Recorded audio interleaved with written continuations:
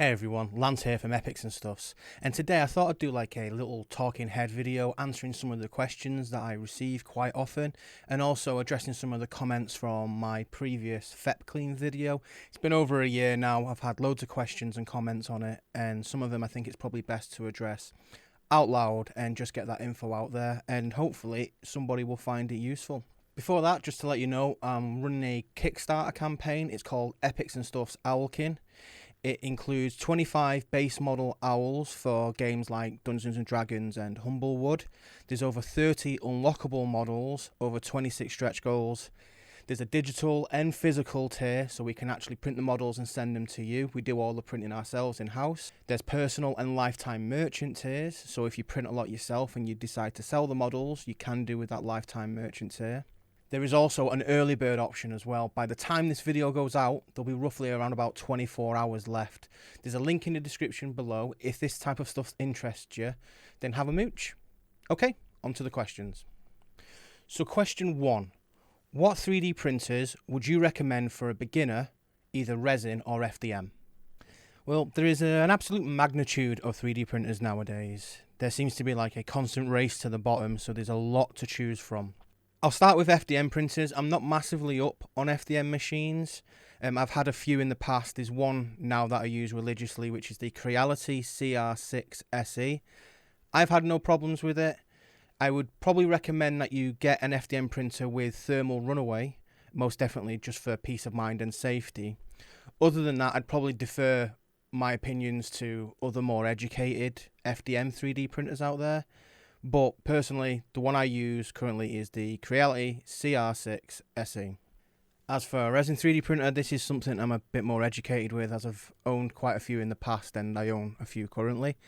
The one I'd probably recommend right now for a beginner would be the Elegoo Mars 3. And the reason for that is I think it is worth the extra over like the Elegoo Mars 2 Pro in terms of its quality resolution. It's just a better all-round package for the money, and I think it's worth spending the extra. It's a lot quicker is the main benefit of it. Not just its resolution and its print quality, it's just the speed, so you can get through prints quicker, you can learn faster essentially. So yeah, the Elegoo Mars 3 is probably the one I would recommend. The support's really good, the build quality is decent, the print quality is really good, and they have a lot of spares and stuff like that, which is not what can be said for other manufacturers. You're also not necessarily locked into any specific like software ecosystem, which has been the case in the past with other manufacturers. So yeah, I would say the Elegoo Mars 3 is the thing I would recommend for resin printers. Okay, next question. I have an Anacubic Photon OG, so the original Anacubic Photon, and want to get into a new resin 3D printer. What would you recommend? Well, my answer to that's probably very similar to the first question. I'd probably recommend the Elegoo Mars 3. I do have a Frozen Mini 8K inbound. I've not used it myself, but according to sources, the resolution upgrade on that is worth the money. So if you're already comfortable with 3D printing, it might be worth looking into something like the Mini 8K. From what I've actually used, so I'm not going to recommend something I've never actually used before, I would probably say the Mars 3. Next question, a quick one. What is your preferred resin? There's probably a couple of answers to that question. So my go-to resin for printing every day is the Elegoo ABS-like resin in grey. It's the one we use for our Etsy sales, and it's the one we use for the physical deliveries in our Kickstarter campaigns. It has a very good price, performance, and final quality. So yeah, Elegoo ABS-like grey. However, if I want to show off, like photograph something or show something with a bit more, I guess, definition, there's two other resins I'd probably recommend that I've used quite often, and that would be the Frozen Aqua Grey 4K.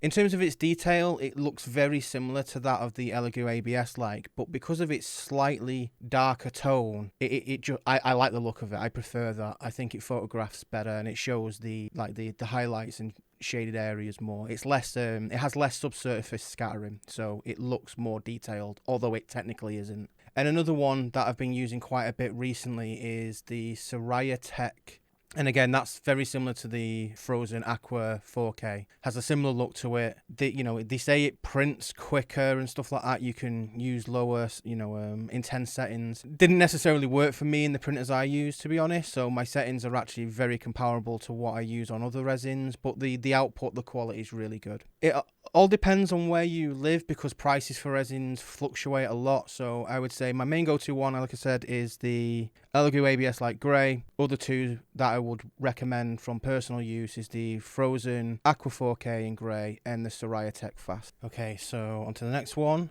I have some resin on my LCD. That's unfortunate. IPA doesn't get it off. What do you recommend?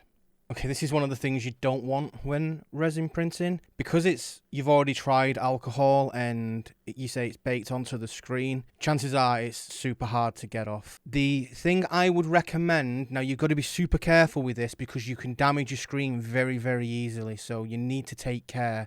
And if you don't feel comfortable doing it, then maybe try something else. But this is what I do and I've had a lot of success with it, but I have the right tools, I guess. So remove your vat, you've got your screen there, the resin's on. I would use some tape to tape around the area where the resin is, and then I use a craft knife. So the craft knife I have has several different types of blades.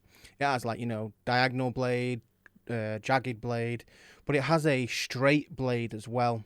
And then what I can do is I can get that craft knife, put it up to the stuck resin, and then slowly and very gently peel it away from underneath. And then once you get some leverage under there, a lot of it typically just pulls off. I very rarely have to do this, but when I do, I make sure I prep my area as well as I can. I try the alcohol first. I try other types of consumables first to get rid of it.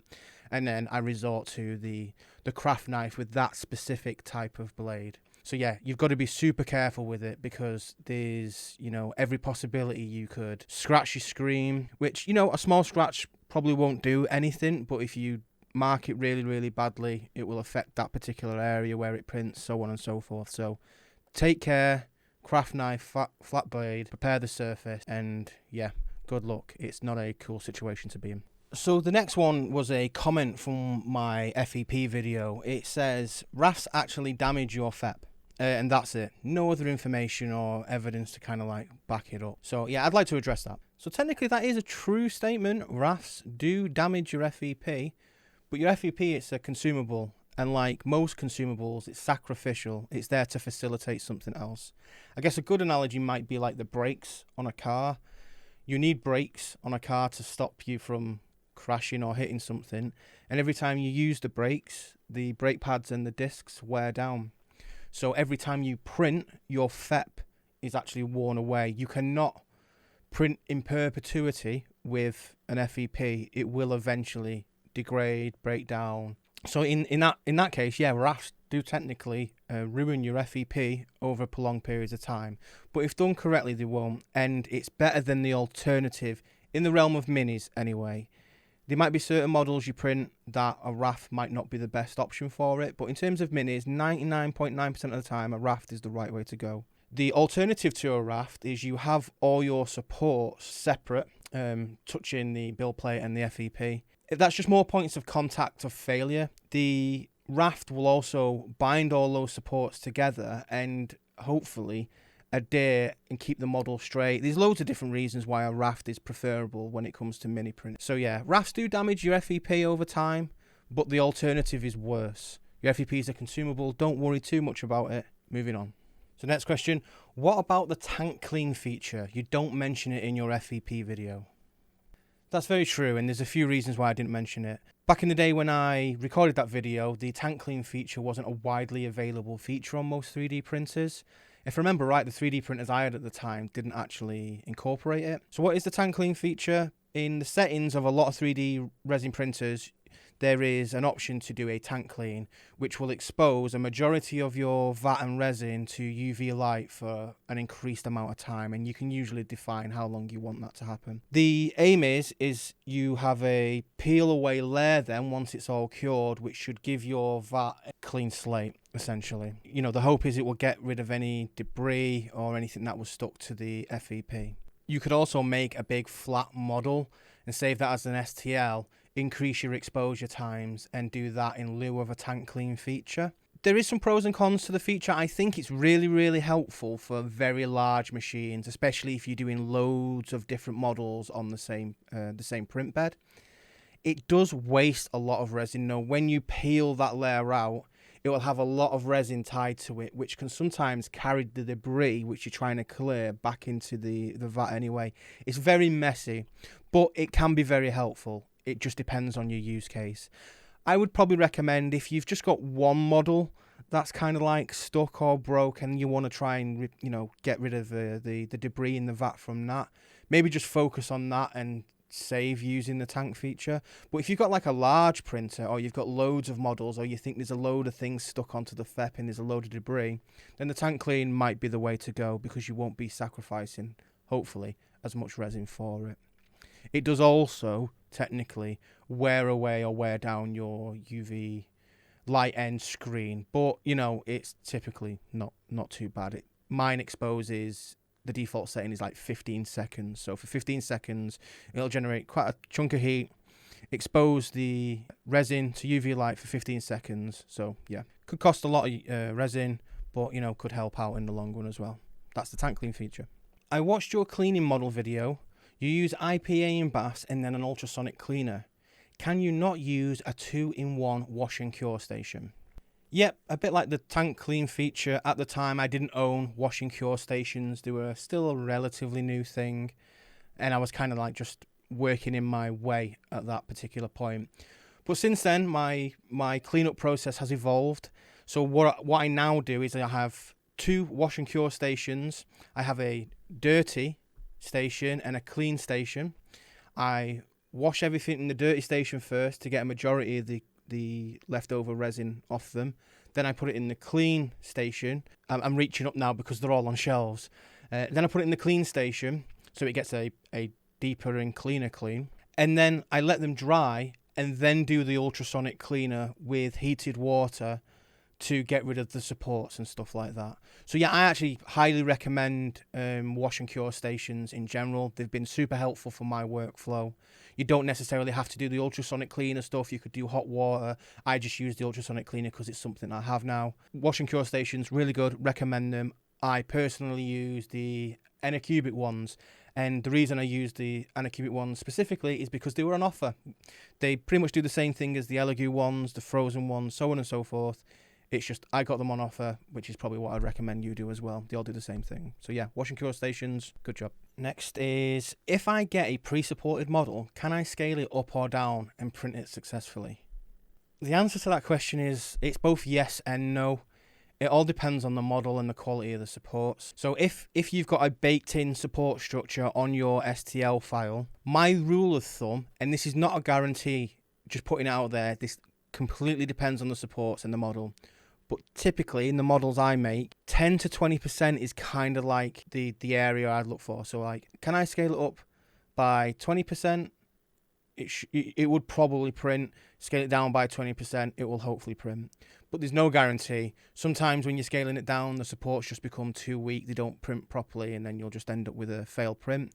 And sometimes scaling up, you'll create additional islands and information which won't be supported, which could end up with a lot of floaters, or it just won't print, so on and so forth. Yes, it can work. It depends on your model. My model, I will typically give the rule of thumb, scale up or down 10-20% and hope it works. Ideally, you would get it re-supported, or you'd check the file before printing and add any additional supports or any additional reinforcement needed. The ideal situation is, and it's something I do with my latest releases, is I will give the Lychee slice file away with the file as well. So if you do want to scale it up and down, you can do that with the supports that are currently in there and then adjust the supports accordingly. So I hope that answers the question. It's not a 100% yes, it's not a 100% no, it just depends. Okay, next question. Have you ever tried PTFE lube on your FEP and does it work? So my answer to that is no, I've never used PTFE lube on my FEP. I've never found the need to. So just to tell people what that's all about is PTFE will create like a layer to help with sticking issues on specific prints, and the aim is it will alleviate that adhesion and, you know, not cause failures. I've heard stories where it works great. I've heard stories where it works bad. I think my go-to first before using any type of additive would be to check the mechanics of your printer. So is it leveled correctly? Is your FEP installed correctly? Are your print settings right for that particular resin you're using? All that type of stuff. And then if you're still having issues, then maybe look at these additional things like PTFE lube. But my go-to straight away when printing, if I was brand new printer, started printing, I would not start throwing PTFE lube as the first cure. I would try and diagnose any issues and fix the underlying issue, if that makes sense. So yeah, never used it, cannot recommend it, but I've heard good and bad stories. Next one, I hear NFEP is superior to FEP. What's the deal? So yeah, NFEP, if I remember right, Epics developed this, and it's meant to have slightly different properties than regular FEP. Properties that help with like adhesion and release and stuff like that to hopefully end up with less failures. So I've never used it. It's not something that's been readily available in the UK as like a FEP you can buy. It's on the market now though, and in quite an abundance, but I've never used it. I actually have loads of FEP still to get through. Yeah, I would maybe buy some to replace my FEP once they've, I've eventually run out of the stock that I've currently got. But never used it. I hear great things about it. I hear very little negatives about it. So yeah, it's probably something I'll look for in the future. And then I'll get back to you when I do. Next is, can I leave resin in a vat for a prolonged period of time? So there's not like an overarching answer for this. It depends on a few variables. One, the type of vat you have. Some plastic ones don't take too friendly with prolonged periods of resin being in there. They like to be emptied and stuff like that. And it depends on the resin and the type of FEP you're using. In most cases, 99% of cases, it will be fine. When returning to print, you'll just have to remix the resin because the different components in resin will separate over time. You might notice it, change tone or change color as things start to separate. So yeah, you'll want to remix it again. The way I do that is I typically take the build plate off and I submerge it in the vat of separated resin and then just push it up and down without touching the FEP, and that will like swish it around and mix it, and then I'll put the build plate back on and start printing. So yeah, I've left mine for over a month in some instances, when I've not been using specific printers, gone back, mixed it, and it's been perfect. So, yep, you can leave it in most cases in a printer, in a vat for a prolonged period of time. Just double check depending on the type of vat, FEP, and resin that you're using. It's worth mentioning as well, actually, it depends on your environment as well. So, heat and light can obviously play a big part of that. If it's exposed to light and heat over prolonged periods of time, it could potentially cure. There was one instance when this happened to me. I left a frozen Sonic Mini in not the brightest of areas, but for a prolonged period of time. I think it was about 3 weeks with some sunlight. And what had happened is the components that had separated fell to the bottom of the vat and kind of cured. And what it did is it distorted the FEP and then also the tape around the screen. Just be careful. It's usually fine, but there is some instances, some situations and environmental variables which can cause an issue. Next, where did them dwarven models come from? They're awesome. Thanks, I am glad you like them. I've got my patrons to thanks for that. Their support enabled me to make them. I gave them away to patrons. They eventually went on Kickstarter and then found their way to My Mini Factory. I'll leave a link to the Patreon and the My Mini Factory store in the description below, and you can purchase them and potentially grab them from there. And the question we'll close out on, if there was one piece of advice for someone new to 3D printing, what would it be? That's quite a hard question to answer. I think the most responsible answer would be safe. So if that means buying an FDM printer that has thermal runaway protection, or when cleaning resin models you're wearing eyewear, a mask, gloves, just take care because, bad things can happen. There's been instances of dodgy 3D printers which have caught fire because of no thermal runaway protection. There's instances of people getting resin burns on them for not wearing gloves when cleaning, or, the fumes, causing dizziness and stuff like that. So yeah, be safe would be my primary advice. It's the first and foremost. You cannot be replaced. 3D printing hardware and consumables can. Then I'm going to give some bonus bits of advice. The next would be patient, because there's a learning curve to it all. It's very easy to get into, and there's a load of information out there, some of it conflicting information, so just take care, do your due diligence. But yeah, be patient. It's a very, very fun hobby, and it can open up doors to business, making a business, different types of games. It can help with fixes for things, which are a bit more obscure. There's loads of things 3D printing can do, so be patient. And then I'd probably say the last one is be kind.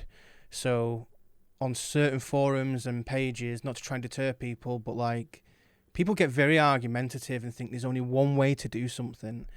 And that's something I'll probably caveat with all the advice that I've given out in the previous videos and in this one.